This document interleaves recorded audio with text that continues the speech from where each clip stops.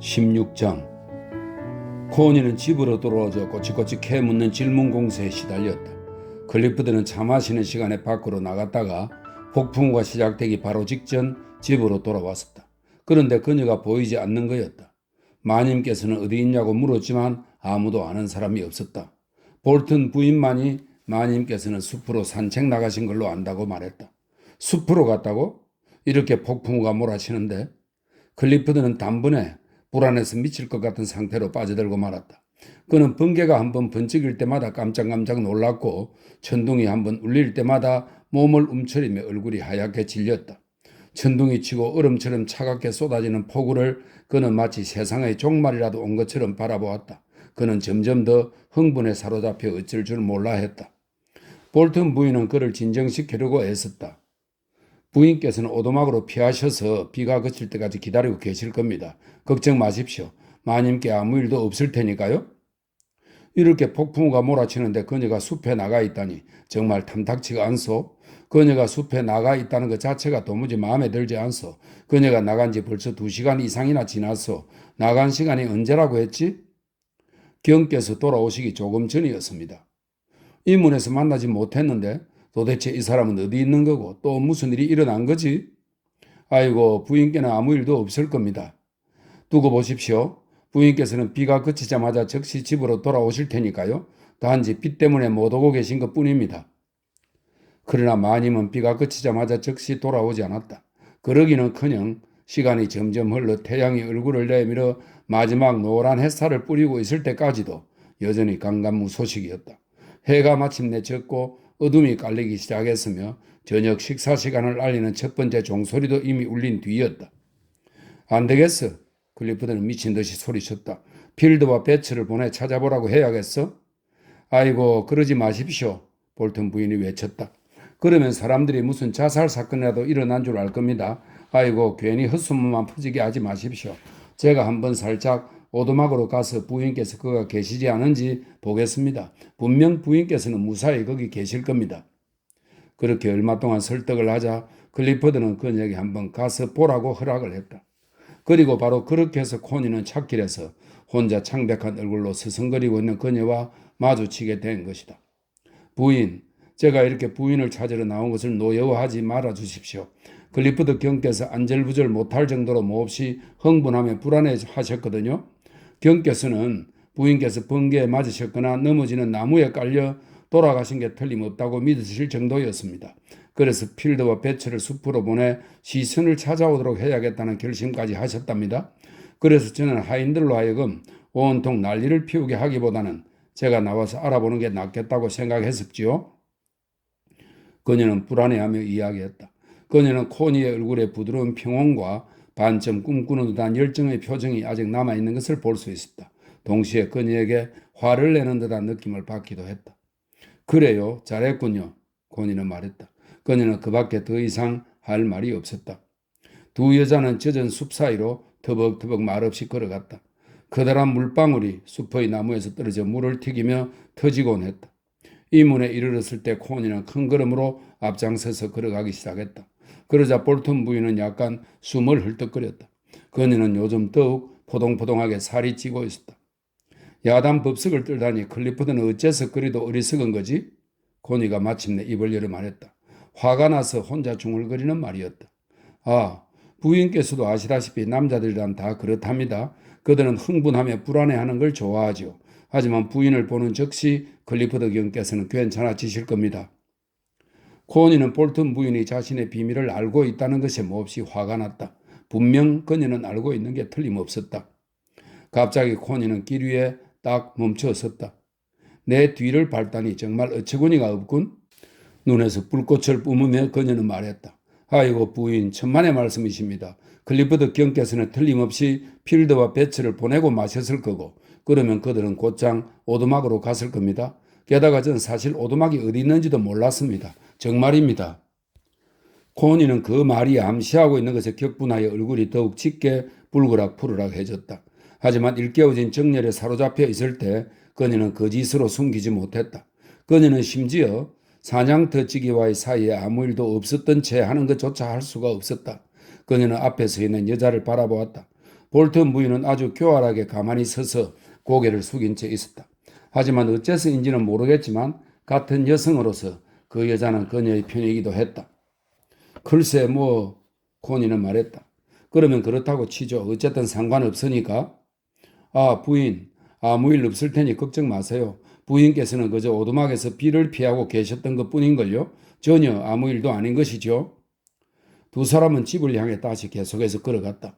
코니는 클리프드의 방으로 곧장 밀고 들어갔다. 그에 대해 그의 창백하니 잔뜩 긴장한 얼굴과 튀어나온 두 눈에 대해 끓어오르는 분노를 품으며 들이닥쳤다. 분명히 말하지만 하인들을 보내서 내 뒤를 밟게 할 필요는 없다고 생각해요. 그녀는 화를 터뜨리면서 말했다. 뭐라고? 그도 버럭 화를 내면서 소리쳤다. 아니 이 여자야 대체 어디 갔다 온 거야? 몇 시간 동안이나 사라져 소식도 없다니. 그것도 폭풍우가 그렇게 몰아치는데 말이야. 그 망할 놈의 숲에는 도대체 무엇 때문에 그렇게 가는 거야? 거기서 뭐 하길래 그래? 비가 그친 지도 벌써 몇 시간이나 지났잖아. 몇 시간이나 말이야? 지금 몇 시나 되었는지 알기나 해? 당신 행동에 격분해서 미치지 않을 사람이 아무도 없다고. 도대체 어딜 갔다 온 거야? 대관절 뭘 하다가 온 거냐고. 말하지 않겠다면 어쩔 거지요? 그녀는 머리에서 모자를 벗고 머리카락을 흔들어 풀며 말했다. 그는 그녀를 쳐다보았는데 두 눈은 놀라 더욱 튀어나오면서 흰자위가 노래졌다. 그가 이렇게 경노하는 것은 아주 고약한 일이었다. 볼턴 부인은 그 후 며칠 동안 그를 상대하며 기분을 풀어주느라 지긋지긋하게 고생을 해야 했다. 코니는 갑자기 가책을 느꼈다. 하지만 말이에요. 그녀는 좀 누그러져서 말했다. 정말이지 누가 들으면 내가 어디 모르는 곳이라도 갔다고 생각하겠어요? 난 그저 폭풍우가 치는 동안 오두막에 앉아서 불을 좀 피워놓고 기분 좋게 있었을 뿐이라고요? 그녀는 이제 편해진 마음으로 말을 했다. 결국 그를 더 이상 자극해 흥분시킬 필요는 전혀 없었다. 그는 미심쩍은 눈초리로 그녀를 쳐다보았다. 당신 머리카락을 좀 보라고 그는 말했다. 당신 꼴을 좀 보란 말이야. 알아요. 그녀는 침착하게 대답했다. 옷을 다 벗어버리고 빗속을 뛰어다녔거든요. 그는 말문이 막혀 그녀를 빤히 쳐다보았다. 당신 정말 미쳤군. 그가 말했다. 왜요? 빗물로 목욕하는 걸 좋아한대서요? 몸은 또 어떻게 말린 거야? 헌수건으로 닦고 불을 쬐었죠. 그는 여전히 기가 막힌다는 듯이 그녀를 빤히 쳐다보았다. 그러다 누가 오기라도 하면 어떻게 됐겠어? 오긴 누가 오겠어요? 누가 오냐고? 아니 아무라도 올 수 있잖아. 멜러지도 있고 말이야. 그래 그 친구 거기 오곤 하지 않아? 그 친구 저녁 되면 꼭 거기에 가봐야 할 텐데. 맞아요. 그가 오긴 왔어요. 나중에 날이 개었을 때 꿍에게 모이를 주러 말이에요. 그녀는 놀라울 정도로 태연히 말을 했다. 옆방에서 귀를 기울이고 있던 볼턴 부인은 완전히 감탄하면서 들었다. 여자가 저토록 자연스럽게 시치미를 뗄 수 있다니. 하지만 당신이 미친 사람처럼 빗속에서 아무것도 걸치지 않은 채 뛰어다니고 있을 때 그가 왔더라면 어찌 됐겠어? 글쎄 뭐 그는 일생일대의 경악을 하고는 있는 힘을 다해 도망쳤겠지요. 클리퍼드는 여전히 꼼짝하지 않고 그녀를 빤히 쳐다보았다. 자신이 의식 저 밑바닥에서 무슨 생각을 하고 있는지 그는 결코 알지 못했다. 그는 너무나 깜짝 놀라 어이가 없어서 의식의 표면에서조차 명확하게 생각을 정돈할 수가 없었다. 그는 그저 단순히 그녀가 말한 것을 일종의 멍청한 상태에서 받아들였을 뿐이었다. 그리고 그는 그녀를 감탄하며 바라보았다. 그렇게 감탄하여 바라보지 않을 수 없었다. 그녀는 참으로 발그레하니 생기차고 아름다우며 부드러이 윤기가 넘치는 모습이었다. 물론 그것은 사랑으로 부드럽게 넘치는 윤기였다. 최소한 좀 차분해지면서 그가 말했다. 감기라도 심하게 걸리지 않고 넘어가면 다행으로 생각하라고. 천만에요. 감기 같은 건 걸리지 않았어요. 그녀는 대꾸했다. 마음속으로 그녀는 다른 사내의 말을 생각하고 있었다. 당신은 정말 그 누구보다도 근사한 여자 엉덩이를 가졌소. 그녀는 정말이지 할 수만 있다면 클리프드에게 폭풍우가 천지를 뒤흔들고 있는 동안 한 남자가 자기한테 그런 말을 하더라고 말하고 싶은 마음이 간절했다. 하지만 차마 그러지 못했다. 그녀는 그 대신 기분이 상해 불쾌해진 여왕 같은 태도를 취하면서 옷을 갈아입으러 2층으로 올라갔다. 그날 저녁 클리프드는 그녀에게 다정하게 대해주고 싶어 했다. 그는 아주 최근에 나온 과학적 종교 도서를 읽고 있던 중이었다. 그에게는 일종의 그럴듯한 종교적 성향이 한가닥 있어서 자신의 자아의 미래에 관해 자기중심적인 관심을 가지고 있었다. 어떤 책에 대해 코니와 대화하는 것은 그에게 습관처럼 되어 있었다. 그것은 둘 사이에 무언가 이루어지는 대화가 있어야만 했기 때문인데 그 대화는 거의 화학적으로 일어났다. 즉 두 사람은 거의 화학적으로 머릿속에서 대화를 섞어 만들어내야 했던 것이다. 그런데 말이야, 당신은 이걸 어떻게 생각해? 그가 손을 뻗어 책을 집어들면서 말했다. 우리가 진화의 긴 시기를 몇 단계 더 거친 뒤의 시대를 살고 있기만 하다면 당신이 빗속을 뛰어다니며 뜨거운 몸을 식힐 필요 같은 건 전혀 없을 거야. 아, 그래, 여기 있군. 우주는 우리에게 두 가지 양상을 보여준다. 한편으로 그것은 물질적으로 소모되어 없어져 가고 있으며 다른 한편으로는 정신적으로 상승하고 있다. 코니는 귀를 기울여 들으면서 무언가 말이 더 이어질 것을 기대했다. 그러나 클리포드는 그녀의 반응을 기다리며 가만히 있었다. 그녀는 문득 깨닫고 놀라 그를 쳐다보았다. 우주가 정신적으로 상승해 올라간다면 그녀는 말했다. 그것의 꼬리에 닿아있던 자리인 아래의 지상에는 뭘 남겨놓을까요? 저런, 그가 말했다. 글쓴이가 의미하는 걸 그대로 받아들여 생각해 보라고. 상승한다는 것은 그가 말한 소모되어 없어진다는 것의 반대 개념이라고 보아야 할 것 같은데, 그러니까 정신적으로 부풀어 비대해진다는 말이군요. 아니, 농담하지 말고 진지하게 말해봐. 무언가 의미가 있다고 생각하지 않아? 그녀는 다시 그를 쳐다보았다. 물질적으로 소모되어 없어진다는 게 말이에요? 그녀는 말했다. 내 보기에 당신은 점점 살만 잘 찌고 있고 나도 쇠약해지고 있진 않아요. 당신에겐 태양이 이전보다 작아진 것 같이 보이나요? 나한텐 그렇지 않아요. 그리고 아담이 이브한테 준 사과도 물론 혹시라도 그런 게 있었다면 말인데 우리가 지금 먹는 오렌지색 피핀종 사과보다 정말 별로 크지 않았을 거라고 난 생각해요. 당신은 컸을 거라고 생각하나 보죠? 글쎄, 그럼 그 다음을 들어봐. 그렇게 하여 우주는 천천히 우리가 가진 시간의 척도로는 상상도 할 수 없을 만큼 아주 천천히 새로운 창조의 상황으로 옮겨가고 있는데 그 상황에 이르면 우리가 지금 알고 있는 바의 물리적 세계는 존재하지 않는 것이나 거의 다를 바 없을 만큼 아주 작은 잔물결 같은 것으로 그 존재가 표시되고 말 것이다. 그녀는 흥미롭다는 듯이 눈빛을 반짝이며 들었다.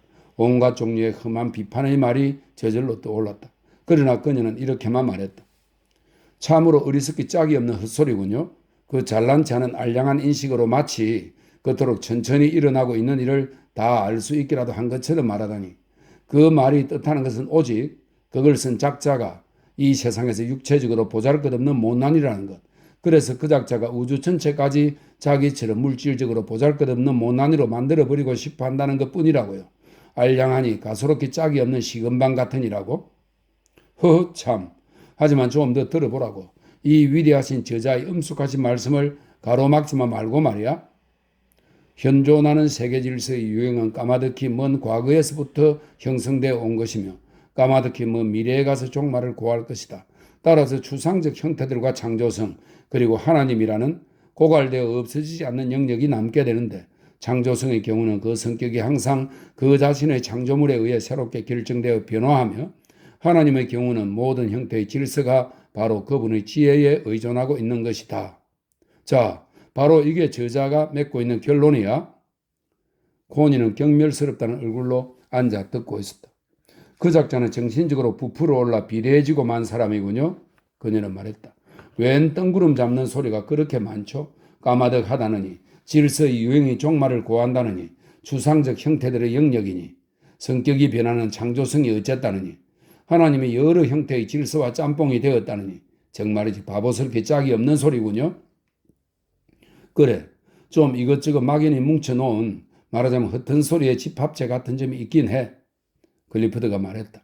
그렇지만 나는 우주가 물질적으로 소모되어 없어져가는 반면 정신적으로는 상승한다는 생각에는 무언가 의미가 있다고 생각해. 그래요? 그렇다면 우주들을 상승하라고 내버려 두죠. 나를 여기 지상에다 육체적으로 안전하고 확실하게 남겨놓기만 하면 되니까 말이에요. 당신은 당신의 육체적 존재가 좋은가 보지? 그가 물었다. 그래요, 좋아요. 그녀의 마음속에 정말 세상에서 제일로 근사한 여자 엉덩이요? 라는 말이 다시금 메아리 쳤다. 그건 사실 좀 이상하군. 왜냐하면 육체가 그 주장스러운 장애물이라는 것은 부정할 수 없는 사실이니까 말이야. 하지만 그렇다면 여자는 정신적 삶을 최상의 궁극적 기쁨으로 여기지 않는 것 같다는 생각이 드는군. 최상의 궁극적 기쁨이라고요? 그를 쳐다보면서 그녀가 말했다. 조금 전에 그런 바보 같은 헛소리를 찌끄리는 것이 정신적 삶의 최상의 궁극적 기쁨이라는 거예요. 아이고, 그런 건 사양하겠어요. 난 육체를 원해요. 육체적 삶이 정신적 삶보다 훨씬 진정하게 훌륭한 것이라고 난 믿어요. 물론 육체가 진정으로 깨어 살아있는 것일 때 그렇다는 거죠. 하지만 너무나 많은 사람들이 유명한 그 바람소리 장치처럼 죽은 시체에 불과한 몸뚱이에다 정신을 덧붙여 달고 있을 뿐이죠. 그는 놀라워하는 표정으로 그녀를 바라보았다. 육체적 삶이라는 것은 그가 말했다. 그저 동물적 삶에 불과한 거야. 하지만 지성만 고도로 발달하고 몸뚱이는 죽은 시체인 삶보다는 훨씬 나아요. 게다가 당신 말은 틀렸어요. 인간의 육체는 이제서야 비로소 진정한 생명으로 태어나고 있을 따름이라고요. 육체는 그리스인들에게서 아름다운 불꽃을 한번 깜빡여 보았지만 그 뒤로 플라톤과 아리스토텔레스가 그걸 밟아 꺼버렸고 이어 예수가 나타나서는 완전히 끝장내버리고 말았죠. 하지만 이제 육체는 진정한 생명으로 태어나고 있어요. 정말로 무덤에서 다시 살아나 일어나고 있다고요. 그리고 마침내 아름다운 우주 속에서 그야말로 아름다운 생명으로 피어날 거예요. 인간의 육체는 말이죠. 여보, 당신 말하는 것이 마치 꼭 그 모든 것의 도래를 알리는 사람이라도 된 것 같군. 그래, 당신은 이제 곧 휴가를 즐기러 떠날 예정이긴 하지. 하지만 그렇다고 너무 점잖지 못하게 기고만장하지 마라. 내 장담하건대 어떤 신이 존재하든 분명 그는 인간에게서 내장이나 소화기관 따위를 천천히 없앰으로써 인간이 더욱 높고 정신적인 존재로 진화해 나가도록 하는 것이 틀림없어. 클리포드, 당신 말을 내가 어떻게 믿을 수 있겠어요? 나에게 어떤 신이 존재하든 마침내 그 신이 당신을 부르는 바 나의 그 내장이란 것 속에서 깨어나 마치 새벽처럼 행복하게 그곳에서 물길을 치고 있다는 느낌밖에 없는데 말이에요. 난 당신 말과는 정반대로 느끼고 있는데 어떻게 당신 말을 믿을 수 있겠어요? 아, 그래. 한데 당신의 그 비상한 변화는 어떻게 해서 일어난 거지? 홀딱 벗고 빗속으로 뛰쳐나가 바코스 여사제처럼 날뛰며 돌아다니고 나서 그렇게 된 건가? 아니면 무언가 사건을 이렇게 보고 싶은 욕망이나 베네치아로 가는 것에 대한 기대 때문에 그런 건가? 둘 다예요. 여행을 떠나는 걸로 내가 이렇게 흥분하며 즐거워하는 게 불쾌한가 보죠? 그녀가 말했다. 그래, 그렇게 노골적으로 기분을 드러내는 것이 좀 불쾌해. 좋아요. 그럼 감출게요.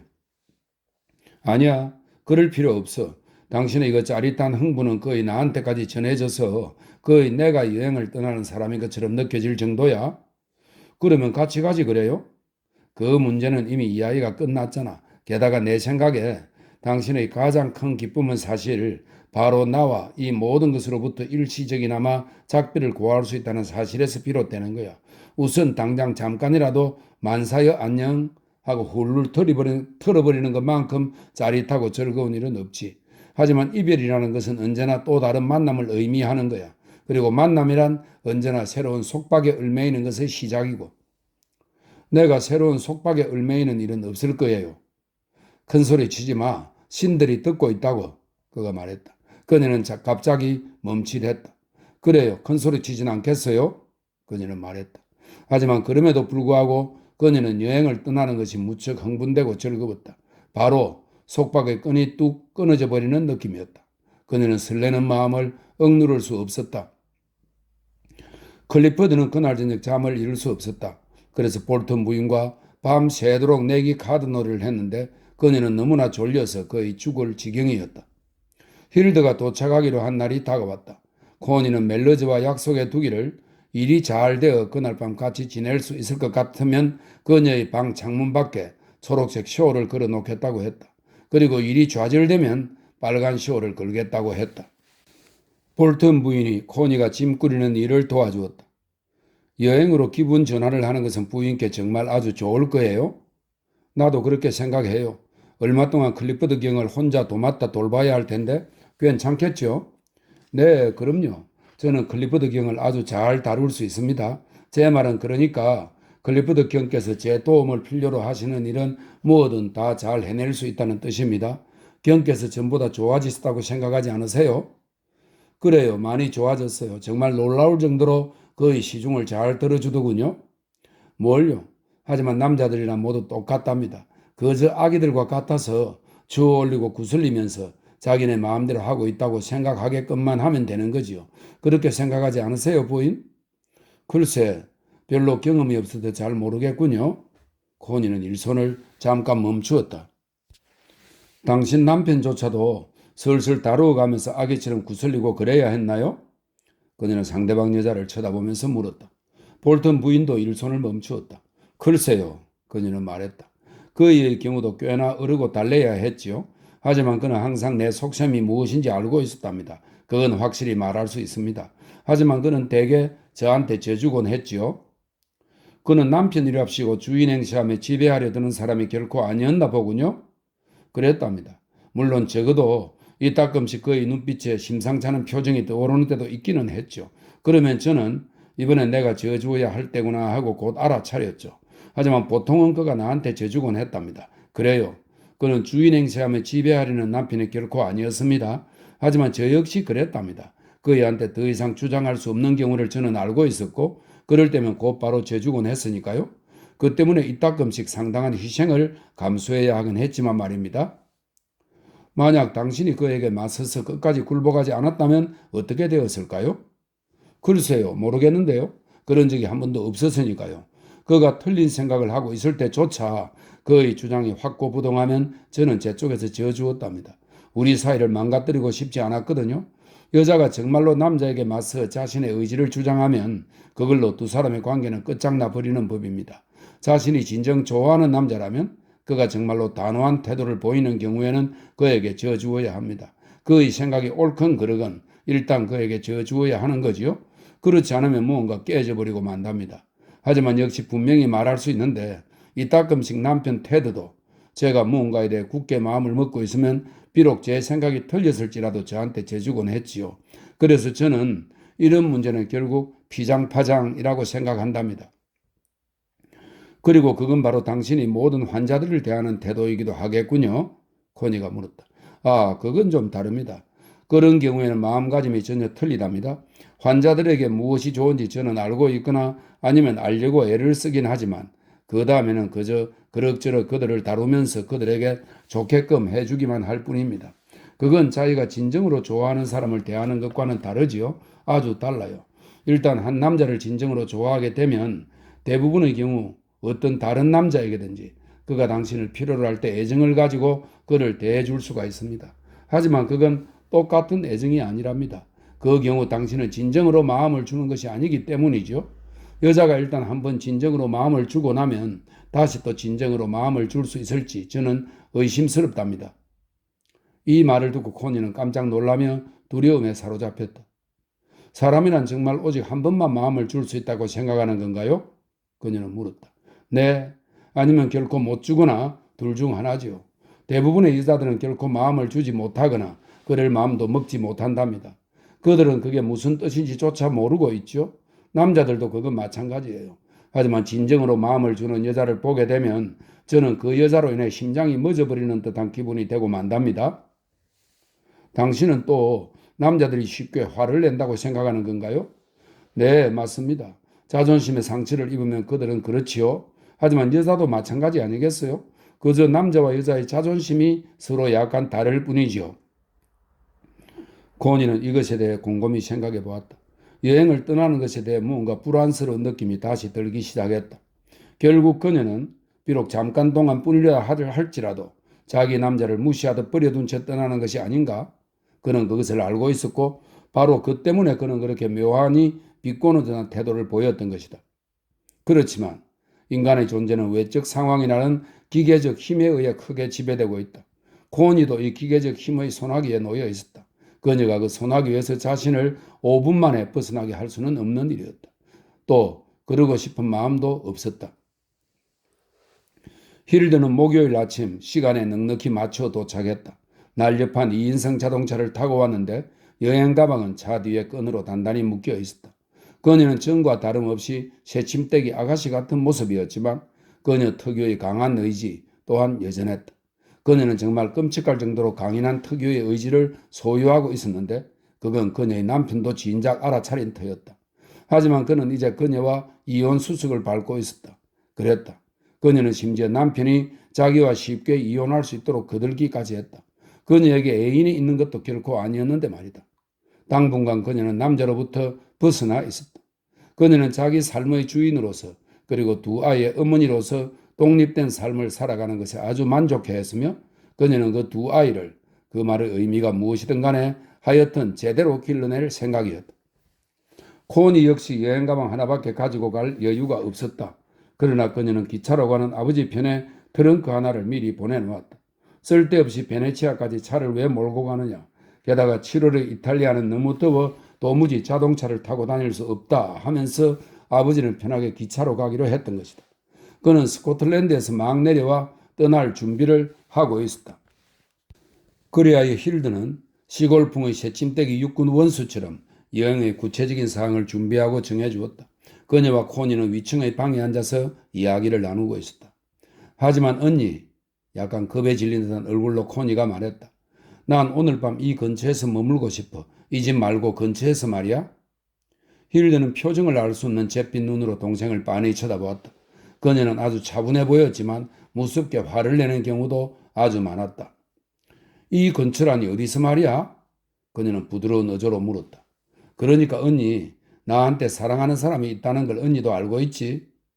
무언가 있다고 짐작은 했지. 그러니까 말이야. 그 사람이 이 근처에 살고 있는데 난 이 마지막 밤을 그 사람과 함께 보내고 싶어. 꼭 그러고 싶어. 약속했거든. 코니는 우기며 졸라대는 태도가 되었다. 힐드는 미네르바 여신 같은 머리를 숙인 채 잠자코 있었다. 그러다가 고개를 들고 바라보면서 말했다. 그 사람이 누군지 나한테 말해줄 수 있겠니? 우리 집 사냥터지기야. 코니는 약간 더듬거리며 말했다. 그러고 마치 부끄러움에 휩싸인 어린애처럼 얼굴을 아주 빨갛게 붉혔다. 코니야 하고 말하면서 힐드는 혐오감으로 코를 약간 쳐들었다. 어머니에게서 물려받은 몸짓이었다. 알아 언니. 하지만 그이는 정말로 사랑스러운 사람이야. 그는 정말로 그는 부드러운 애정을 이해하는 사람이야. 하고 말하면서 코니는 그를 변호하려고 애썼다. 힐드는 마치 발그레하고 풍부한 혈색의 아테네 여신처럼 고개를 숙이고는 곰곰이 생각에 잠겼다. 그녀는 사실 격렬하게 화가 나 있었다. 그러나 감히 그것을 나타내 보이지 못했다. 잘못하면 아버지를 닮은 코니가 곧바로 거칠게 흥분하여 다룰 수 없게 되고 말 염려가 있기 때문이었다. 힐드가 클리프드를 좋아하지 않는 것은 사실이었다. 자기가 무슨 대단한 존재라도 되는 양 자신있게 구는 그의 차가운 태도는 정말 마음에 들지 않았다. 그가 염치 없이 뻔뻔스럽게 코니를 이용해 먹고 있다고 그녀는 생각했다. 동생이 그와 헤어지려고 하기를 그녀는 진작부터 바라왔다. 그러나 그녀는 확고한 스코틀랜드 중상계급으로서 자신이나 집안을 깎아내리는 것은 무엇이든 혐오했다. 그녀는 마침내 얼굴을 들어 동생을 바라보았다. 넌 후회하게 될 거야? 그녀는 말했다. 아니야, 후회하지 않을 거야. 코니는 얼굴을 붉히면서 외쳤다. 그이는 정말 예외적인 사람이야. 난 진정으로 그이를 사랑해. 그이는 정말 사랑스러운 연인이야. 힐드는 여전히 생각에 잠겨 있었다.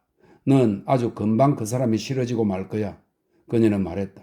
그리고 그 사람 때문에 너 자신을 부끄러워하며 살게 될 거야. 그러지 않을 거야. 난 그의 아이를 낳을 생각이야. 코니! 힐드가 외쳤다. 망치로 내려치는 듯이 단호한 목소리였고 분노로 창백해진 얼굴이었다. 할 수만 있다면 난 그럴 거야. 그의 아이를 낳으면 난 정말 굉장히 자랑스러울 거야. 코니에게 이야기해봤자 소용없는 일이었다. 힐드는 생각에 잠겼다. 그래, 클리퍼드가 의심하지는 않니? 그녀는 물었다. 아니, 그럴 틈을 주지 않았는데 어떻게 의심하겠어? 틀림없이 넌 그에게 의심받을 행동을 많이 했을 텐데. 힐드가 말했다. 천만에 전혀 안 했어. 오늘 밤의 일만 해도 아주 쓸데없이 어리석은 짓으로 보이는구나. 그 남자는 어디에 살고 있는데? 숲의 반대쪽 끝에 있는 집에 살아. 총각이니? 아니, 아내가 집을 나갔어. 몇 살인데? 잘 몰라. 나보다 나이가 많아. 대답을 하나하나 들을수록 힐드는 점점 더 화가 났다. 그녀의 어머니가 그랬던 것처럼 일종의 발작과 같이 격하게 치미는 분노였다. 그러나 여전히 그녀는 감정을 감추고 있었다. 내가 너라면 오늘 밤의 그런 엉뚱한 짓은 단념할 거야. 그녀는 차분한 어조로 충고했다. 그럴 수 없어. 오늘 밤 꼭 그이와 함께 지내야만 해. 그렇지 않고는 난 베네치아에 갈 수가 없어. 정말 갈 수 없어. 힐드는 아버지의 고집을 그대로 다시 듣는 느낌이었다. 그래서 그녀는 양보했는데 그건 단지 일을 악화시키지 않으려는 전략적 판단에서 나온 것일 뿐이었다. 그리하여 그녀는 동의했는데 둘이 함께 맨스필드로 차를 몰고 가서 저녁을 먹은 다음 어두워진 뒤에 코니를 사냥터지기의 집으로 가는 오솔길 끝머리까지 도로 데려다 주었다가 다음날 아침에 그 길 끝머리에서 다시 그녀를 데려가기로 했다. 그녀 자신은 맨스필드에 가서 잘 예정이었는데 30분밖에 걸리지 않는 곳에 있어서 그 정도면 쉽사리 오갈 수 있었다. 그러나 그녀는 이 일을, 즉 자신의 계획에 이렇게 차질이 생긴 것을 마음에 담아두고 동생을 미워했다. 코니는 그녀의 방 창문턱에다 비치색, 녹색 쇼를 던져 걸쳐놓았다. 코니에 대한 분노의 탓으로 힐드는 클리포드에게 따뜻하게 대했다. 결국 그에게는 어쨌든 정신이란 것이 있었다. 그리고 비록 그가 기능적으로 성을 상실한 사람이라 할지라도 오히려 그 때문에 더 나은 셈이다. 그만큼 다투고 싸울 거리가 적어졌으니 말이다. 힐드는 그 성관계라는 것을 더 이상 원하지 않았다. 성관계에 있어 남자들은 야비하고 이기적이며 가소롭고 끔찍한 존재가 되었다. 그 점에서 코니는 많은 여자들보다 견뎌야 할 일이 정말로 적은 것인데 그걸 그녀는 모르고 있는 것이다. 한편 클리프드도 힐드가 결국은 확실하게 지적인 여성이며 가령 남자가 정치계에 진출하려 한다면 최상의 내조자가 되어줄 만한 여자라고 내심 단정했다. 그랬다. 그녀에게는 코니가 지니고 있는 것 같은 어리석음이 전혀 없었다. 코니는 차라리 어린애라고 할 만했다. 그녀는 전혀 믿음직스럽지가 못해서 그녀에 대해 변명을 하지 않으면 안 되었던 것이다. 라급이 저택에서 그날 좀 일찍 차를 들었는데 햇살이 비쳐 들어오도록 저택의 문들은 활짝 열어 젖혀져 있었다. 모두들 약간 흥분하여 숨을 가쁘게 쉬고 있는 것처럼 보였다. 잘 다녀오라고 코니 양. 무사히 나한테 돌아와야 돼. 잘 있어요 클리퍼드. 그래요 곧 돌아올게요. 코니는 다정하다고까지 할 수 있을 만한 태도로 말했다. 잘 가요 힐드. 코니를 잘 지키고 보살펴 주실 거죠? 두 눈 똑바로 뜨고 지킬게요. 힐드가 대답했다. 코니가 엉뚱한 대로 깊이 빠지는 일이 없도록 할게요. 약속하신 겁니다. 잘 있어요 볼턴 부인. 클리퍼드 경을 훌륭하게 잘 돌봐드릴 걸로 믿어요. 최선을 다하겠습니다 부인. 그리고 무슨 소식이든지 있으면 편지로 전해주고 클리프드 경에 대해서도 어떻게 지내고 계신지 나한테 알려줘요. 알겠습니다 부인. 그러겠습니다. 여행 즐겁게 하시고 돌아오셔서 저희에게 재미난 얘기 많이 해주세요. 모두들 손을 흔들었다. 차가 출발했다. 코니는 뒤를 돌아보았다. 클리프드가 실내용 자동 의자를 타고 청계 꼭대기까지 나와 있는 모습이 보였다. 결국 어쨌든 그는 그녀의 남편이고 라거비는 그녀의 집이었다. 말하자면 상황에 의해 그렇게 되어 있는 것이다. 체인버스 부인이 임원의 출입문을 열어주고는 마님께서 즐거운 휴가 다녀오시길 빈다고 말했다. 자동차는 임원의 앞쪽을 가리고 있는 짙은 잡목숲을 미끄러지듯 빠져나가 큰 길로 들어섰다. 길을 따라 광부들이 줄지어 집으로 돌아가고 있었다. 힐드는 크로스힐 도로로 차를 돌렸다. 간선도로는 아니지만 맨스필드로 이어지는 길이었다. 코니는 먼지막이 보안경을 썼다. 차는 철도로 따라 달렸는데 길 아래쪽으로 땅을 오목하게 깎아 파내고 놓은 철도였다. 그러다가 그들은 다리 위로 그 오목하게 팬 철길을 넘어갔다. 저게 그 사람 집으로 가는 오솔길이야. 코니가 말했다. 힐드는 초조한 듯이 그 길을 한번 헐껏 쳐다보았다. 이대로 곧장 갈 수가 없다니 정말로 몹시 유감이다. 그녀는 말했다. 9시까지는 펠멜에 도착할 수 있을 텐데. 언니에게는 정말 미안해. 보안경을 쓴 채 코니가 말했다. 그들은 곧 맨스필드에 도착했다. 한때는 낭만적인 곳이었지만 이제는 실망스럽게 짝이 없는 탄광읍에 불과했다. 힐드는 자동차 여행 안내서에 이름이 올라있는 호텔 앞에 차를 세우고는 방을 하나 얻었다. 그 모든 게 재미라고 눈꽃만큼도 없었고 그녀는 너무 화가 나서 그의 이야기도 하기 싫을 정도였다. 하지만 코니는 언니에게 그 남자가 살아온 이야기를 들려주고 싶은 마음을 억누를 수가 없었다. 거의 대체 그 사람 이름이 뭐니? 그저 거의라고만 하는데 말이야? 힐드가 말했다. 거의의 이름을 불러본 적이 없어. 거의도 내 이름을 부른 적이 없고 생각해보니 이상하긴 하군. 다만 제인 부인이니 존 토머슨이 하고 서로 부르기는 해. 하지만 그의 이름은 올리브 멜러즈야. 그래, 넌 채틀리 마님 대신 천한 올리브 멜러즈 부인이 되고 싶다는 거니? 기꺼이 그러겠어. 코니하고는 더 이상 어떻게 할 도리가 없었다. 그리고 어쨌든 그 남자도 인도에서 4, 5년 동안 군대의 중위로 있었다니까 어느 정도 남 보기에 부끄럽지 않은 사람임에 틀림없었다. 또 얼핏 듣기에 그는 인격을 갖춘 사람 같기도 했다. 힐드의 마음은 약간 누그러지기 시작했다. 하지만 넌 얼마 안 있었고 그 사람에게 실증이 나고 말 거야? 그녀는 말했다. 그리고 그 사람과 관계한 것을 부끄럽게 여길 거야. 하청 노동자 계급과는 조화롭게 섞일 수 없는 법이니까 말이야. 하지만 언니는 열렬한 사회주의자 아니야? 언니는 언제나 노동자 계급 편을 드는 사람이잖아. 정치적인 위기에 있어서는 내가 그들의 편이라고 할 수 있겠지. 하지만 그들의 편에 서보고서 나는 우리의 삶을 그들의 것과 함께 섞는 것이 얼마나 불가능한 일인가를 또한 알게 되었어. 이건 속물근성에서 나온 생각이 아니야. 바로 살아가는 리듬 자체가 완전히 다르기 때문에 그렇다는 거야. 힐드는 진짜 정치적 지식인 계층에서 살아온 사람이었다.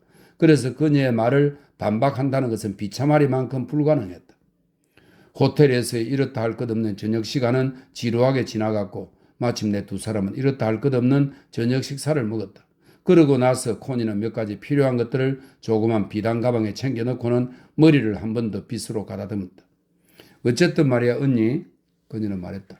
결국 사랑이란 건 놀라운 것일 수 있어. 진정으로 살아있다는 느낌과 창조의 한가운데 있다는 느낌이 들 때는 말이야. 그것은 거의 자랑하는 말과 같았다. 세상의 모기들도 다 그렇게 느낄걸? 힐드가 말했다. 그렇게 생각해? 그렇다면 모기들한테는 참으로 잘된 일이네. 저녁에 날씨는 놀라울 정도로 맑았고 노을빛이 오래도록 부드러이 남아있었다. 조그만 이 읍에서조차 그랬다. 밤새도록 어스름한 빛이 남아있을 것이다. 분노로 인해 가면과도 같은 얼굴을 한 채 힐드는 차를 다시 출발시켰다. 두 사람은 낮에 왔던 길을 되돌아 달려갔고 다른 길로 볼서브를 지나갔다. 코니는 보안경에다 위장용 모자를 쓰고 말없이 앉아있었다. 힐드의 반대 때문에 그녀는 오히려 격렬하게 남자의 편을 들었으며 무슨 일이 있더라도 끝까지 그를 버리지 않을 작정이었다.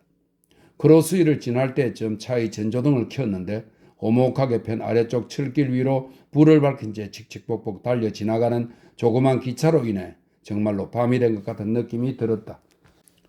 힐드는 사냥터지기의 집으로 가는 오솔길로 꺾어지는 곳이 다리 끝에 있다는 것을 미리 염두에 두고 있었다. 그녀는 좀 갑자기 속도를 늦추더니 도로에서 벗어나 차를 세웠다. 불이 무성하게 우거진 오솔길로 전조등이 하얀 빛을 눈부시게 비추었다. 코니는 밖을 내다보았다. 저만치 거무스름한 사람의 형상이 눈에 띄자 그녀는 자동차 문을 열었다. 다 왔어. 그녀는 부드러운 목소리로 말했다. 그러나 힐드는 이미 전조등을 꺼버리고는 차를 뒤로 빼서 돌리는 일에 열중하고 있었다. 다리 위에 아무것도 없나요? 힐드는 무뚝뚝하게 물었다. 아무것도 없으니 염려 마시오. 남자의 목소리가 대답했다. 힐드는 다리까지 차를 뒤로 뺐다가 방향을 바꾼 뒤 도로를 따라 몇 야드쯤 앞으로 차를 전진시킨 다음 다시 오솔길로 후진해 들어와 풀과 고사리 등을 바퀴로 깔아뭉개면서 느릅나무 아래에 차를 세웠다. 그런 다음 자동차의 불빛을 완전히 껐다. 코니가 차에서 내렸다. 사내는 나무 밑에 서 있었다. 오래 기다렸어요? 코니가 물었다. 그다지 오래되진 않았어. 그가 대답했다. 두 사람은 힐드가 차에서 나오기를 기다렸다. 그러나 힐드는 자동차 문을 닫은 채 그대로 가만히 앉아 있었다. 우리 언니 힐드예요. 와서 언니한테 인사하지 않을래요? 언니 멜로즈 씨야? 사냥터지기는 모자를 들어올리며 인사를 하긴 했지만 더 이상 가까이 다가서지는 않았다. 저 사람 집까지 같이 가 언니. 코니는 간청하듯 말했다. 여기서 멀지 않아. 차는 어떻게 하고? 다른 사람들도 곧잘 오솔길에다 차를 세워놓고 합니다. 열쇠만 잘 가지고 오십시오. 힐드는 말없이 생각해보며 앉아있었다. 그러더니 고개를 돌려 오솔길 저 뒤쪽을 바라보았다. 차를 저기 숲을 뒤로 후진시킬 수 있나요? 그녀는 물었다. 예, 그럴 수 있습니다. 사냥터지기가 말했다. 힐드는 구부러진 곳을 돌아 천천히 차를 후진시켜 도로에서 보이지 않게 세우고 나서는 차의 문을 잠근 뒤 차에서 내렸다. 밤이었지만 어슴푸레한 빛이 어둠을 밝히고 있었다. 사람들이 잘 다니지 않은 오솔길인지 산 울타리가 길가에 높이 우거져 있었고 아주 어두워 보였다. 공기 중에는 신선하고 달콤한 향기가 감돌았다. 사냥터지기가 앞장서 갔고 그 다음으로 코니가 그리고 그 뒤를 힐드가 따라갔다. 모두들 말없이 걸어갔다. 걷기 힘든 곳에서는 사냥터지기가 손 전등으로 길을 비춰주었고 그러면 일행은 다시 계속해서 나아갔다. 부엉이 한 마리가 참나무 숲 너머에서 부드러운 소리로 부엉부엉 울었고 사냥터지기의 개 플로시가 소리내지 않고 어슬렁거리며 따라왔다. 아무도 말을 하지 않았다. 이야기할 게 아무것도 없었다. 마침내 사냥터지기의 집 노란 불빛이 저만치 보였고 그러자 코니의 가슴은 빠르게 두근거리기 시작했다. 그녀는 두려움으로 약간 겁을 먹은 상태였다. 그들은 여전히 일렬로 줄을 지어 계속 나아갔다. 그는 잠가놓은 문을 열고 따뜻하지만 세간이나 장식 없이 황량한 작은 방으로 앞장서 들어갔다. 벽난로에서는 불이 나직하니 빨갛게 타고 있었다. 식탁에는 모처럼 제대로 깔린 하얀 식탁보 위로 접시와 유리컵이 각각 2개씩 놓여 있었다. 힐드는 고개를 저어 머리카락을 한번 흔들어 보고는 쓸쓸한 방을 둘러보았다. 그런 다음 용기를 내어 사내를 쳐다보았다. 그는 키가 알맞게 컸고 야윈 편이었는데 잘생긴 남자라는 생각이 들었다. 그는 조용히 거리를 유지하고 있었으며 이야기를 하고 싶은 마음이 전혀 없는 것 같았다. 앉아 언니, 코니가 말했다. 앉으시지요? 그가 말했다. 뭐 차라도 좀 타드릴까요? 아니면 맥주를 한잔 하시겠는지요? 마침 적당히 시원한 맥주가 있습니다. 맥주로 해요. 코니가 말했다. 나도 맥주로 주세요. 힐드는 일종의 거짓 수줍음을 띠면서 말했다. 그는 그녀를 쳐다보면서 눈을 깜빡거렸다. 그는 파란 주전자를 집어들고는 설거지 칸 쪽으로 두벅두벅 걸어갔다. 맥주를 가지고 돌아왔을 때 그의 얼굴은 다시 달라져 있었다. 코니는 문 옆에 앉아 있었고 힐드는 사냥터지기의 의자에 앉아 있었는데 창문 쪽 구석에 등을 벽으로 향한 채 기대어져 있는 의자였다. 거긴 저희의 자리야. 코니는 부드럽게 말했다. 그러자 힐드는 불에 대기라도 한 듯 벌떡 일었었다. 그대로 앉으세요. 그대로 앉아 계세요. 아무 의자나 앉고 싶은데 앉으세요. 상제 노릇할 사람은 아무도 없으니까요. 그는 더할 나위 없이 아주 차분하게 말했다. 그리고 그는 힐드에게 유리컵을 갖다 주고는 그녀부터 먼저 파란 주전자에서 맥주를 따라주었다. 담배는 그가 말했다. 혹시 갖고 계신다면 모르겠지만 저한테는 없습니다. 전 담배를 피우지 않거든요. 뭐 좀 드시겠습니까? 그는 코니 쪽을 곧장 돌아다 보았다. 뭘 좀 가져올 테니까 한 입 들겠소? 당신은 대개 뭐라고 조금 먹고 싶어 하고 나잖소? 그는 묘하게 태연하고 확신에 찬 태도로 사투리를 쓰며 말했는데 마치 여관집 주인 같았다. 먹을 게 뭐가 있는데요? 코니는 얼굴을 붉히며 물었다. 별건 없어. 삶은 햄, 치즈, 절인 호두가 있어. 좋아할지 모르겠지만. 좋아해요. 코니가 말했다. 언니는 어때? 힐드는 그를 쳐다보았다. 왜 요크시 사투리를 쓰는 건가요? 그녀는 부드러운 어조로 물었다. 내 말씨 말입니까? 이건 요크시 사투리가 아니고 더비 사투리입니다. 그는 특유의 그 희미하고 어렴풋한 미소를 씩 지으면서 힐드를 마주 쳐다보았다. 더비 사투리라고 하죠. 그럼 왜 더비 사투리를 쓰는 거죠? 처음엔 자연스러운 표준말을 하던데 말이에요. 그렇습니까? 하지만 뭐 내가 하고 싶은 대로 바꿀 수 있는 것 아닌가요? 물론 그보다는 더비 사투리를 쓰는 게 편해서 그런 거니까 그냥 내버려 주십시오. 정 싫지만 않으시면 말입니다. 약간 좀 꾸민 듯 부자연스럽게 들려서요. 힐드가 말했다. 예, 그럴지도 모르죠. 하지만 이곳 테브실에선 오히려 땡내 말씨가 부자연스럽게 들릴 겁니다. 그는 다시 그녀를 바라보았는데 무언가 헤아려 보는 듯 하면서 거리를 두는 표정이 그의 광대뼈를 따라 떠올랐다. 마치 그래, 당신은 누구야? 하고 말하기라도 하는 것 같은 표정이었다. 그는 뚜벅뚜벅 걸어 식품실로 음식을 가지러 갔다. 두 자매는 아무 말 없이 앉아 있었다. 그는 접시를 하나 더 가져왔고 나이프와 포크도 가져왔다. 그리고는 이렇게 말했다. 괜찮으시다면 겉옷을 좀 벗겠습니다. 저 늘 그렇게 하거든요. 그러고 나서 그는 겉옷을 벗어 못에 걸어놓은 다음 셔츠 바람으로 식탁 앞에 앉았다. 얇은 크림색 플라넬 셔츠였다. 어서 드십시오. 그가 말했다. 어서들 많이 드십시오. 권하길 기다리는 예의 같은 건 차릴 필요 없습니다. 그는 빵을 자르고 나더니 움직이지 않고 가만히 앉아 있었다. 필드는 코니가 전에 그랬던 것처럼 그의 침묵과 거리감에서 나오는 힘을 느꼈다. 식탁 위에 놓인 그의 자그맣고 예민하며 나긋나긋해 보이는 손이 눈에 띄었다. 그는 여느 단순한 노동자가 아니었다. 정말 아니었다. 말하자면 그는 연극을 하고 있는 것이다. 연극을. 하지만 말이에요. 작은 치즈 한 조각을 집어들며 그녀는 말했다. 당신이 사투리가 아니라 보통 쓰는 표준말로 우리한테 이야기하는 게 아무래도 더 자연스러울 것 같군요. 그는 힐드의 지독하게 고집스러운 의지를 느끼면서 그녀를 바라보았다. 그럴까요? 그는 표준말로 말했다. 과연 그럴까요? 당신과 나 사이에 오가는 말 중 과연 정말로 자연스러운 것이 있을 수 있을까요? 동생이 날 다시 만나기 전에 내가 죽어 지옥으로나 떨어졌으면 좋겠다고 당신이 말하는 것 말고 말이요. 그리고 나도 무언가 거의 똑같이 불쾌한 말을 당신에게 대수와 붙이는 것 말고 말이요. 자연스러울 수 있는 것 과연 그게 또 있을까요? 아, 있지요. hilde가 말했다.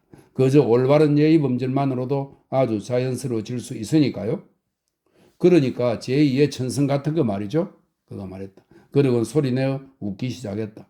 아니요. 그는 말했다. 난 예의 범절 같은 것에 염증이 났습니다. 그러니 난 그냥 이대로 있고 싶소. 힐드는 곧장 떼어놓고 거절당한 꼴이라 굉장히 격분했다. 결국 어쨌든 그는 자신이 예우를 받고 있음을 깨닫고 있다는 표시점은 할 수도 있었다. 그런데 그 대신 그는 오히려 연극하는 듯하고 거만하게 뽐내는 태도로 예우를 베풀고 있는 사람은 바로 자신이라고 생각하는 것처럼 굴었던 것이다. 그야말로 건방진 태도였다. 불쌍한 콘이 잘못 현혹되어 이런 사내의 소나기에 사로잡혀 있다니. 세 사람은 말없이 음식을 먹었다. 힐드는 그의 식사 예절이 어떤가 눈여겨 살펴보았다. 그녀는 그가 자신보다 본능적으로 훨씬 더 섬세하고 품위 있는 사람이라는 것을 깨닫지 않을 수 없었다. 그녀에게는 어딘지 스코틀랜드인 특유의 어슬픔이 좀 있었던 것이다. 그에 반해 그에게는 영국인 특유의 조용하면서 꽉 찬 듯한 자신감이 있었고 서투른 구석이라고는 찾아볼 수 없었다. 그런 그를 제압한다는 것은 아주 어려운 일일 것이다. 그러나 그 역시 그녀를 제압하지는 못할 것이다. 그런데 당신은 정말로, 그녀는 좀 더 인간적인 태도로 말했다. 이런 모험을 할 가치가 있다고 생각하나요? 뭐가 가치가 있다는 거고 무슨 모험을 한다는 거죠? 내 동생과의 이런 불장난 말이에요. 그는 그 기분 나쁜 미소를 한순간 살짝 지어 보였다. 그건 저 사람한테 물어보시오. 그리고 그는 코니를 쳐다보았다. 당신 스스로 자진해서 이렇게 하는 거지 않소? 안 그랬소, 아가씨? 내가 당신에게 강요한 것이 아니지 않소? 코니는 힐드를 쳐다보았다. 괜히 트집 잡지 않았으면 좋겠어, 언니. 물론 나도 그러고 싶지 않아. 하지만 누군가는 상황에 대해 생각을 해야 돼. 살아가는 데 있어 무언가 연속성 같은 것이 있어야 하는 거잖아. 그저 엉망으로 아무렇게나 살아갈 수는 없는 거니까 말이야. 한순간 침묵이 흘렀다. 뭐? 연속성이라고요? 그가 말했다. 그게 도대체 뭘 뜻하는 거죠? 그리고 당신의 인생에는 과연 무슨 연속성이 있다는 거요? 당신은 이혼하려고 하는 걸로 알고 있는데 말이요. 그건 대체 무슨 연속성이요? 혹시 당신 자신의 완고함의 연속성이라고 할 수 있겠지? 그 정도라면 나도 알 수 있어. 하지만 그게 당신한테 무슨 소용이 있겠소? 당신은 몇 살 채 더 먹기도 전에 그런 연속성의 신물이 나고 말 거요. 완고한 여자와 그녀의 고집스러운 의지, 그래, 견고한 연속성을 이룰 참 어울리는 짝이요. 정말 잘 어울리요. 아이고, 내가 당신 같은 여자를 상대하며 살아야 하는 남자가 아니라는 게 천만다행이요. 당신은 도대체 무슨 권리로 나한테 이런 식으로 말하는 거죠? 힐드가 말했다. 권리라고 했소? 당신이야말로 무슨 권리로 다른 사람들을 당신의 연속성 따위로 얽어매려고 하는 거요? 사람들이 각자 자신들 나름의 연속성을 따라 살도록 내버려 두시오. 이보시오. 당신은 지금 내가 당신하고 무슨 관계라도 되는 줄로 알고 있는 거예요? 힐드가 조용히 말했다. 그렇소. 그가 대답했다. 관계가 되어. 왜냐하면 그럴 수밖에 없는 것이기 때문이요. 요컨대 당신은 내 처형이나 다름없는 셈이요. 분명히 말하건대 그런 관계가 되려면 아직 멀었어요. 나도 당신한테 분명히 말하지만 그렇게 먼 건 아니요. 내 인생에 있어서도 나름의 연속성 같은 것이 있어. 정말이지. 내 인생의 그 어느 때든 당신 경우 못지않소. 그리고 저기 있는 당신 동생이 부드러운 애정을 좀 얻고자 나한테 올 때 그녀는 자기가 뭘 원하는지 알고 오는 거요. 그녀는 이미 전에 나하고 잠자리를 같이 했어. 당신은 나한텐 천만다행스럽게도 당신의 그 연속성이라는 것으로 인해 그렇게 하질 못하겠지만 말이요. 잠시 쥐죽는 듯한 침묵이 흐른 뒤 그가 덧붙여 말했다. 나는 뭐 바지를 궁둥짝이 앞으로 오도록 돌려입고 목석처럼 사는 그런 사람이 아니요. 그래서 어쩌다 당신 동생 같은 뜻밖의 행운이라도 찾아오면 하늘에 감사하며 고맙게 받아들여. 저기 있는 저 아가씨에게서 남자는 많은 즐거움을 얻을 수 있는데 그런 즐거움을 당신 같은 여자들에게선 세상 어느 누구도 얻을 수가 없어. 그건 안타까운 일이기도 한데 왜냐하면 당신은 빛 좋은 야생 돌사과 대신 잘 익은 훌륭한 사과가 되었을지 혹 모르는 일이기 때문이요. 당신 같은 여자들에게는 올바른 접목이 필요하오. 그는 힐드를 바라보면서 살짝 묘한 미소를 지어 보이는데 육감적이고 감상하는 시선이 어렴풋이 감돌고 있었다. 당신 같은 남자들은 그녀가 대꾸했다. 격리시켜 버려야 해요. 자신들의 비속함과 이기적인 욕정을 정당화시키려고만 하니 말이에요. 허이고 부인, 나 같은 남자가 아직 며칠이라도 남아있는 걸 오히려 감사하게 생각해야 할 겁니다. 하지만 당신은 지금의 그 처지가 되어 마땅한 사람이요. 지독히 외롭게 혼자 버려져 있는 그 처지가 말이요. 힐드는 자리에서 일어나 문 쪽으로 갔다. 그도 일어나서 못에 걸어놓은 겉옷을 잡아내렸다. 혼자서도 잘 찾아갈 수 있어요. 그녀가 말했다. 찾아갈 수 없을걸요? 그가 담담하게 대답했다. 그들은 무거운 발걸음으로 다시 우스꽝스럽게 줄지어 오솔길을 따라 말없이 걸어갔다. 부엉이 한 마리가 아직도 부엉부엉 울고 있었다. 총으로 쏘아 잡아야겠다고 그는 생각했다. 자동차는 약간 이슬에 젖은 채 아무 일 없이 그대로 서 있었다. 힐드는 차에 올라타고는 시동을 걸었다. 다른 두 사람은 기다리며 서 있었다. 내 말은 그저 그녀가 참호 같은 좌석에서 말했다. 이런 모험을 할 가치가 없다는 걸 당신이나 콘이 둘 다 쉬이 깨닫게 될 거라는 것 뿐이에요. 한 사람에게 독이 되는 것이 다른 사람에게 약이 될 수 있는 법이요. 어두움 속에서 그가 말했다. 하지만 나한테는 그게 약은 물론 더할 나위 없는 즐거움까지 된다오. 전조등 불빛이 반짝 켜졌다. 아침에 기다리지 않게 콘이 그럴게 조심해서 가 언니. 차는 천천히 움직여 도로 위로 올라서더니 곧 빠르게 미끄러지듯 사라졌고 그러자 밤은 정적 속으로 떨어졌다. 코니는 조심스럽게 그의 팔을 잡았고 두 사람은 오솔길을 따라 걷기 시작했다. 그는 아무 말도 하지 않았다. 마침내 코니가 그를 멈춰 세웠다. 키스해줘요. 아니 좀 기다려줘. 화를 좀 가라앉혀야겠으니 말이오. 그가 말했다. 그 말을 듣고 코니는 재미있어했다. 그녀는 여전히 그의 팔을 잡고 있었다. 그들은 빠른 걸음으로 오솔길을 따라 말없이 걸어갔다. 지금 이 순간 그와 함께 있다는 것이 그녀는 정말 몹시 기뻤다. 힐드가 잡아채듯 자신을 때리고 가버릴 수도 있다는 생각이 들자 그녀는 몸서리를 쳤다. 그는 속을 전혀 알 수 없는 침묵 속에 잠겨 있었다. 그들이 집으로 다시 들어왔을 때 코니는 거의 뛸 듯이 기쁜 마음이었는데 그것은 언니에게서 완전히 자유로워졌다는 느낌 때문이었다. 하지만 당신은 언니한테 좀 심했어요. 그녀가 그에게 말했다. 그녀는 언제고 한번 호되게 얻어맞아야 할 사람이기에 그랬어. 왜 그렇죠? 언니는 정말 좋은 사람인데 말이에요. 대답을 하지 않은 채 그는 왔다 갔다 하면서 조용하고 체념적인 동작으로 저녁 때 하던 이런저런 집안일을 처리했다. 그는 외면상 화가 나 있었지만 그녀에게 화가 난 것은 아니었다. 코니는 그렇게 느꼈다. 그리고 화가 난 것으로 인해 오히려 그는 독특한 매력을 풍겼는데 내면적 깊이가 있고 광채 같은 그 매력에 그녀는 짜릿한 흥분으로 온몸이 스르르 녹아내리는 듯한 느낌에 사로잡혔다. 그는 여전히 그녀를 모른 척하고 있었다. 자리에 앉아 구두끈을 풀기 시작할 때도 그는 계속 그랬다. 그러더니 그는 눈을 치켜 뜨면서 그녀를 올려다 보았다. 눈썹에는 여전히 노여움이 짙게 드리워져 있었다. 위로 올라가지 않겠소? 그가 말했다. 촛불은 저기 있어. 그는 빠르게 획 젓는 고갯짓으로 식탁 위에서 타고 있는 촛불을 가리켜 보였다. 그녀는 순종하듯이 그것을 집어들었다. 그녀가 첫 번째 층계를 올라갈 때 그는 그녀의 풍만한 엉덩이 곡선을 가만히 지켜보았다. 관능적 열정의 밤이었다. 그녀는 약간 놀라고 그의 마음이 내키지 않기까지 했다. 하지만 날카롭게 꿰뚫는 관능의 전율이 곧 다시금 그녀의 온몸을 꿰뚫으며 사로잡았다. 부드러운 애정의 전율과도 다르고 그것보다 더 날카롭고 더 무서웠지만 그러면서도 바로 그 순간만은 더욱 간절한 마음으로 원하게 되는 그런 전율이었다. 약간 겁이 나기도 했지만 그녀는 그로 하여금 마음대로 하도록 내버려 두었다. 그러자 이성과 수치심 따위를 모두 내던진 순전한 관능이 그녀를 뿌리까지 뒤흔들었고 그녀의 마지막 속살까지 완전히 다 벌거벗겼으며 마침내 그녀를 완전히 다른 여자로 태어나게 했다. 그것은 사실 사랑이 아니었다. 육욕의 탐닉도 아니었다. 그것은 날카롭고 뜨겁게 타오르면서 영혼을 활활 불살라버리는 관능의 불꽃이었다. 수치심을 가장 내밀한 곳에 가장 깊고도 가장 오래된 것까지 다 불살라 없애버리는 관능의 불꽃이었다. 그가 자기 의지대로 마음껏 그녀를 다루도록 내버려 두는 데는 그녀의 노력이 필요했다.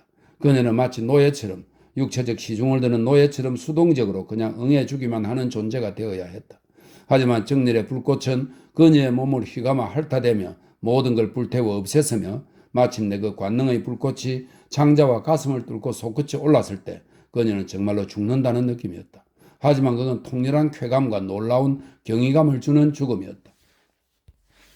아벨라르가 말하기를 엘로이즈와 사랑을 하던 시절에 두 사람은 정열의 모든 단계와 온갖 세련된 극치를 경험했다고 하는데 그때 그가 한 말이 과연 무슨 뜻일까 하고 코언이는 자주 궁금해하곤 했다.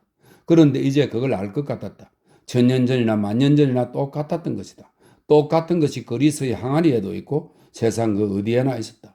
정열의 세련된 극치와 관능의 자유로운 넘침이 게다가 그것은 바로 잘못된 수치심을 모두 불태워 없애버리고 육체의 가장 무거운 광석까지 다 녹여내 그것을 순수한 상태로 재련하기 위해서 반드시 그리고 영원히 필요한 것이었다.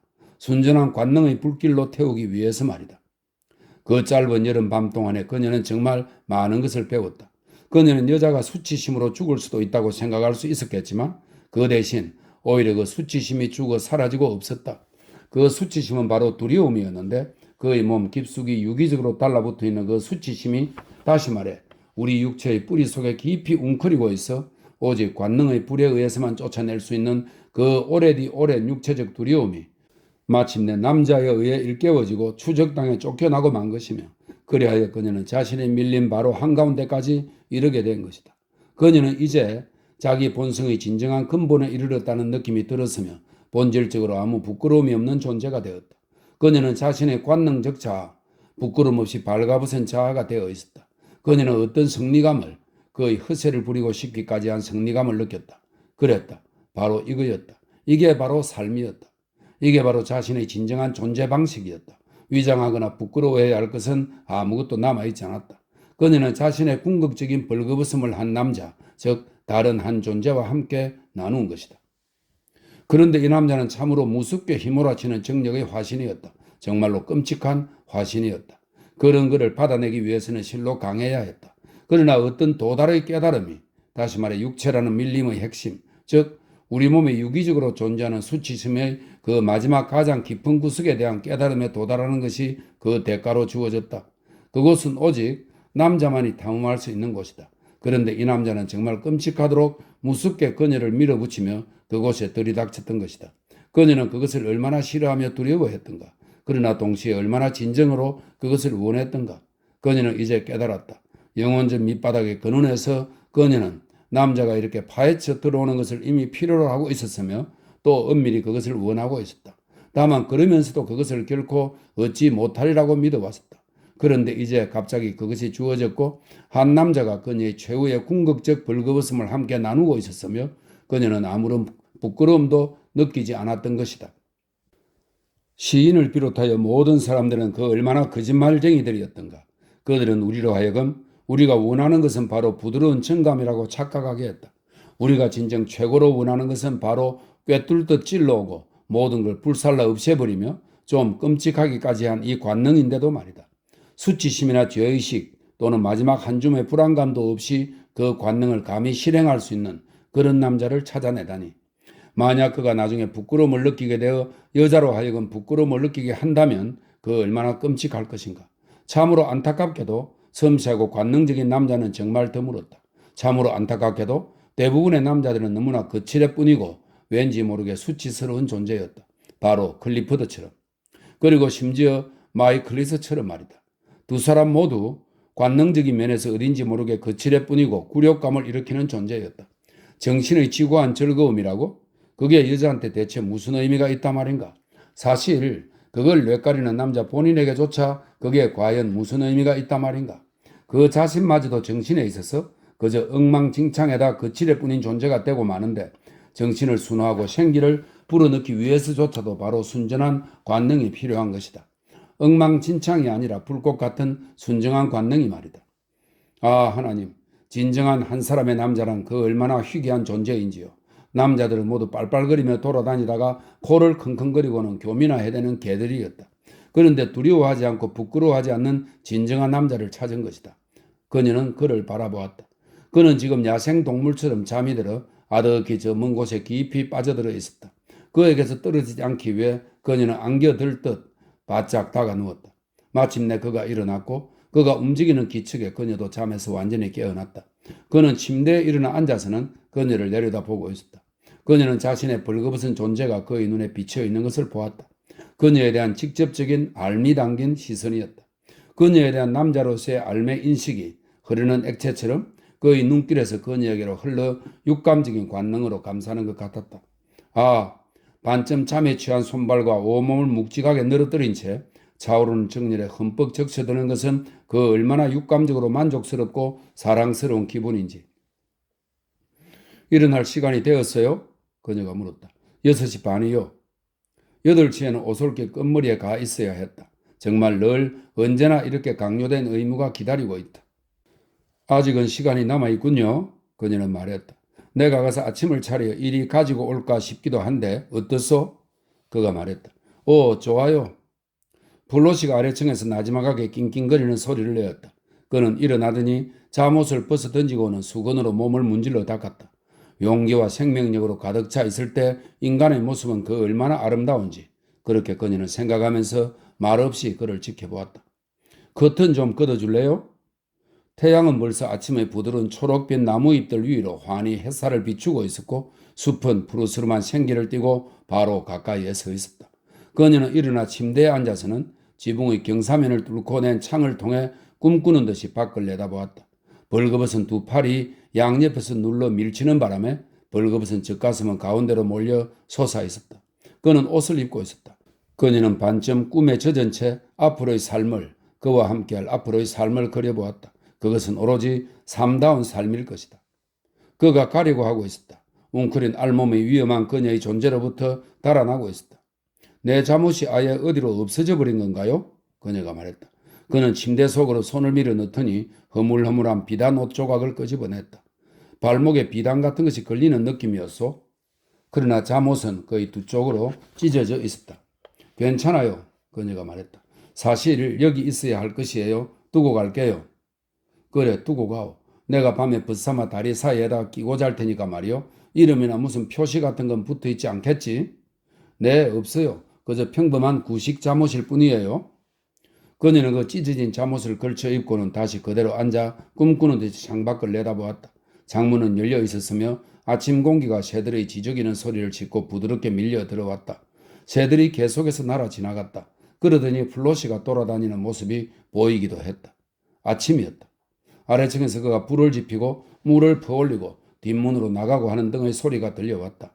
이었고 베이컨 냄새가 풍겨오더니 마침내 그가 커다란 금정 쟁반을 들고 2층으로 올라왔다.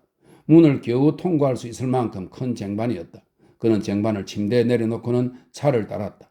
코니는 찢어진 잠옷을 입은 채로 쪼그리고 앉아 시장한 듯 달려들어 음식을 먹기 시작했다. 그는 하나뿐인 의자에 앉아서 무릎 위에다 자기 접시를 올려놓고 먹었다. 정말 맛있군요. 그녀가 말했다. 이렇게 같이 아침을 먹다니 얼마나 좋은지 모르겠어요. 그는 말없이 먹고 있었는데 그의 정신은 빠르게 지나가는 시간에 쏠려 있는 듯 했다. 그 모습에 문득 그녀는 정신을 차렸다. 아, 내가 여기에 당신과 함께 머물러 살 수 있다면, 그리고 라그비는 100만 마일 저 멀리에 떨어져 있다면 정말 얼마나 좋을까요? 사실 당신이 아니라 바로 라그비로부터 난 지금 떠나가는 셈이에요. 당신도 알고 있죠? 그래, 알고 있어. 그럼 약속해줘요. 우리 둘이 함께 살 것이고 함께 삶을 꾸려 나갈 것이라고요? 당신하고 나 둘이서 말이에요. 약속해 주는 거죠. 그렇죠? 그래, 약속하오. 우리가 그럴 수 있다면 말이요. 물론 그럴 수 있을 거예요. 게다가 우린 꼭 그렇게 할 거예요. 꼭 하고 말 거라고요. 안 그래요? 그녀는 몸을 앞으로 기울여 그의 손목을 잡았다. 그 와중에 차가 엎질러졌다. 그래, 맞소. 그는 쏟아진 차를 훔치면서 대답했다. 우리가 이제 함께 살지 않는다는 것은 도저히 있을 수가 없는 일이요. 안 그래요?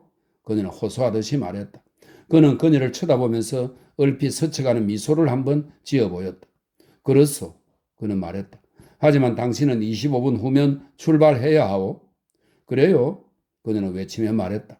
갑자기 그가 손가락을 들어 올려 소리내지 말라는 경고를 하면서 뻘떡 일어났다. 플로시가 한번 짧게 짖는 소리가 났기 때문인데 곧 이어 경고하듯 요란스럽고 날카롭게 짖는 소리가 세 차례 들려왔다. 그는 쟁반 위에 접시를 가만히 내려놓고는 아래층으로 내려갔다. 콘스턴스는 그가 뜰해난 길로 걸어나가는 소리를 들었다. 자전거 벨 소리가 저 바깥에서 따르릉 울렸다. 안녕하시오 멜로저씨, 등기 우편이요? 아, 그래요. 연필 좀 가지고 있습니까? 여기 있어. 잠시 조용했다. 캐나다에서 왔군요. 낯선 사람의 목소리가 들렸다. 그래서 브리티시 컬럼비아에 가 있는 친구한테서 온 거요. 등기로 뭘 이렇게 붙였는지 모르겠어. 혹시 돈다발이라도 몇 뭉치 보낸 거 아니요? 그보다는 오히려 무엇가 좀 필요하다고 부탁하는 것 같소? 잠시 말이 그쳤다. 오늘도 날씨가 좋군요. 그렇군요. 그럼 안녕히 계시오. 안녕히 가시오. 잠시 후에 그가 다시 2층으로 올라왔다. 좀 화가 난 모습이었다. 우체부였어. 그는 말했다. 참 일찍도 오는군요. 그녀가 대답했다. 시골 배달 구역이라 그렇다오. 대개 7시쯤까지는 여기 오지. 배달할 게 있을 때 말이요. 당신 친구가 무슨 돈 뭉치를 보냈다고요? 아니요. 그저 브리티시 컬럼비아의 어느 곳 사진 몇 장과 그곳에 대한 서류 뭉치일 뿐이요. 거기로 가게요? 우리가 혹시 그리 갈 수 있지 않을까 하는 생각을 했었어. 어머, 그래요? 정말 멋진 생각이에요? 그러나 그는 우체부가 온 것 때문에 성이 나 있었다. 망할 놈의 자전거들 같으니라고. 미처 알아보기도 전에 갑자기 어디선가 불쑥 나타난단 말이야. 그 작자가 아무것도 눈치채지 못했으면 좋겠는데? 아무런들 어떻게 눈치챌 수 있었겠어요? 당신은 이제 일어나 갈 준비를 해야 하오. 나안 가서 바깥을 좀 살피고 오겠소? 그녀는 그가 총을 메고 개와 함께 오솔길로 정찰하듯 살피며 가는 것을 보았다. 그녀는 아래층으로 내려가서는 세수를 했다. 그가 돌아왔을 무렵 그녀는 가져왔던 조그만 비단 가방에 소지품을 챙겨놓고 떠날 준비를 마쳤다. 그는 문을 잠갔다. 그리고 두 사람은 출발했는데 오솔길로 가지 않고 숲속을 통해서 갔다. 그는 몹시 조심하고 있었다. 사람이 사는 것은 바로 어젯밤 같은 때를 위해서라는 생각이 들지 않아요? 그녀가 그에게 말했다. 그래, 동감이요. 하지만 그 외의 다른 시간들에 대해서도 생각을 해야만 하는 거요. 그는 다소 무뚝뚝하게 대꾸했다. 두 사람은 풀이 우거진 길을 따라 터벅터벅 계속 걸어갔다. 그는 앞장서 가면서 말이 없었다. 우리 함께 살면서 같이 삶을 꾸려나갈 거지요. 그렇죠? 그녀는 간청하듯 말했다. 그래, 그럴 거요. 뒤를 돌아보지도 않고 성큼성큼 계속 걸어가면서 그는 대답했다. 때가 되면 말이요. 하지만 당신은 지금 베네치아인지 어딘지 하는 대로 떠나고 있는 거요. 그녀는 말문이 막힌 채 무겁게 내려앉는 마음으로 그의 뒤를 따라갔다. 아, 이렇게 떠나야 하다니. 그녀는 참담한 심정이었다. 마침내 그가 걸음을 멈추었다. 내 잠깐 이쪽으로 건너가 보고 오겠소? 그는 오른쪽을 가리키면서 말했다. 그러나 그녀는 두 팔로 그의 목을 휘감으며 그에게 바짝 매달렸다. 당신은 나에 대한 애정을 그대로 간직하고 있을 거죠? 그렇죠? 그녀는 속삭이며 물었다. 어젯밤 전 당신을 진정으로 사랑했어요. 어쨌든 당신은 나에 대한 애정을 그대로 간직하고 있을 거죠? 그렇죠? 그는 그녀에게 입을 맞추고 잠깐 동안 그녀를 꼭 껴안았다. 그러고 나서는 한숨을 한 번 내쉬더니 다시 한번 그녀에게 입을 맞추었다. 가서 차가 와 있는지 보고 오겠소. 그는 가시나무와 고사리 등불이 나지막하게 우거져 있는 곳 너머로 성큼성큼 걸어갔다. 고사리 등불 사이로 그가 지나간 자국이 남았다. 1, 2분 동안 그의 모습은 사라져 보이지 않았다. 그러더니 그는 다시 성큼성큼 걸어 돌아왔다. 차가 아직 와 있지 않소. 그가 말했다. 게다가 빵집 마차가 길에 서 있어. 그는 걱정스럽고 불안한 듯 했다. 잠깐 들어봐요. 자동차가 가까이 다가오면서 나직하게 경적을 울리는 소리가 들렸다. 차는 다리 위에서 속도를 늦추었다. 저기 왔군. 어서 가오. 그가 말했다. 난 뒤에 있겠소. 어서 가오. 차가 저기 멈춰 서 있게 하지 마오. 그녀는 더할 나위 없이 비통한 심정으로 그가 오간 길을 따라 고사리 덤불 사이를 내닫듯이 헤치며 나아갔다. 그리고는 곧 커다란 호랑가시나무 산 울타리가 있는 곳에 이르렀다. 그는 바로 그녀 뒤에 따라와 있었다. 자, 저기로 해서 나가오. 한 군데 틈이 벌어진 곳을 가리키면서 그가 말했다. 난 나가지 않겠소. 그녀는 절망에 찬 얼굴로 그를 바라보았다. 그러나 그는 입만 한번 맞춰주고는 그녀를 놓아보냈다. 그녀는 완전히 비참한 심정에 사로잡힌 채 호랑가시 나무의 틈을 지나 나무 울타리 사이로 기어나가서는 비틀거리며 내려가 자그만 도랑을 걷는 다음 오솔길로 올라섰다. 그곳에는 힐드가 짜증난 표정으로 막 차에서 내려서고 있었다. 아, 거기 있었구나. 힐드가 말했다. 그 사람은 어딨니? 거의 안 왔어. 들고 온 그 자그만 가방을 가지고 차에 올라탈 때 코니의 얼굴에서는 눈물이 흐르고 있었다. 힐드는 볼성 사나운 보안경이 달린 자동차 여행용 헬멧을 잡아채듯 획 집어들었다. 이걸 써. 그녀는 말했다. 코니는 그 변장용 모자를 눌러썼고 이어 자동차 여행용 외투까지 걸쳤다. 그러고는 보안경을 쓴 채 사람 같지도 않고 정체를 알 수 없는 모습으로 앉아 있었다.